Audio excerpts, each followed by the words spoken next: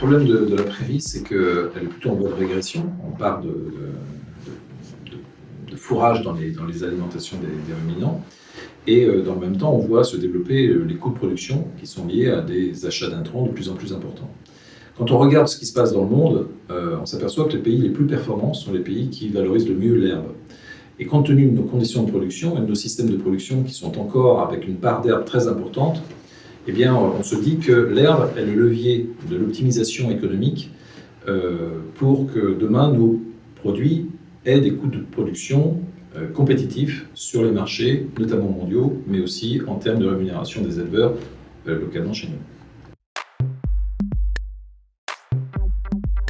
Il se trouve que les prairies n'ont pas qu'un intérêt fourrager.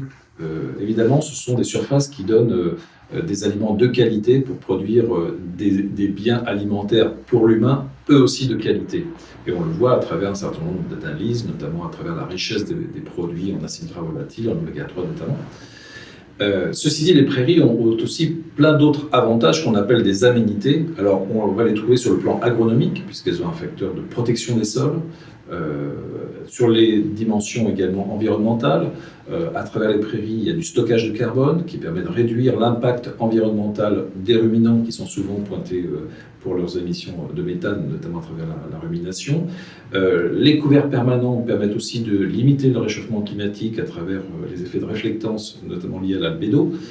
On a aussi constaté que les prairies, c'était aussi un facteur de biodiversité.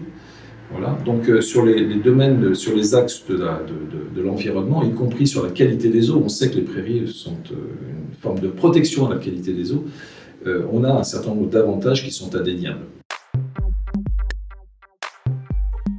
Le projet Innoforgras, c'est un projet multi-acteurs qui associe 8 pays et une vingtaine d'acteurs, avec comme objectif principal d'aller chercher l'innovation sur le terrain, de la confronter aux équipes de recherche pour pouvoir ensuite transformer et adapter ces innovations trouvées quelque part de manière à ce qu'elles puissent être transférées ailleurs.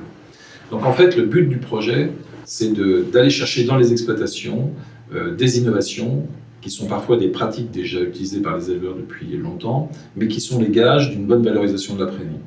Ces situations sont étudiées, analysées avec l'éleveur qui nous les présente. Elles sont ensuite retravaillées, représentées de manière à ce qu'elles puissent être confrontées à des études ou des groupes de recherche à travers des focus groups qui mettront en connexion des groupes d'éleveurs avec des groupes de chercheurs.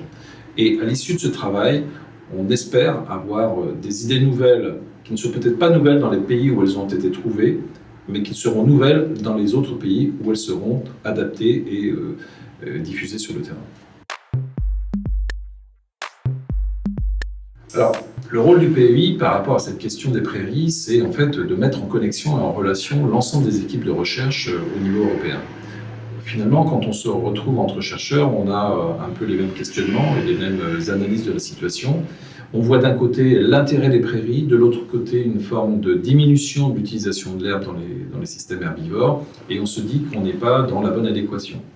Donc le PEI nous donne la capacité en fait d'aller nous confronter entre pays pour échanger les connaissances, échanger les exemples, mettre en connexion des groupes d'éleveurs qui vont nous amener des innovations que nous allons pouvoir valoriser, tester, peut-être optimiser, de manière à ce que ces différentes innovations puissent être transmissibles et utilisées là où elles ne le sont pas encore.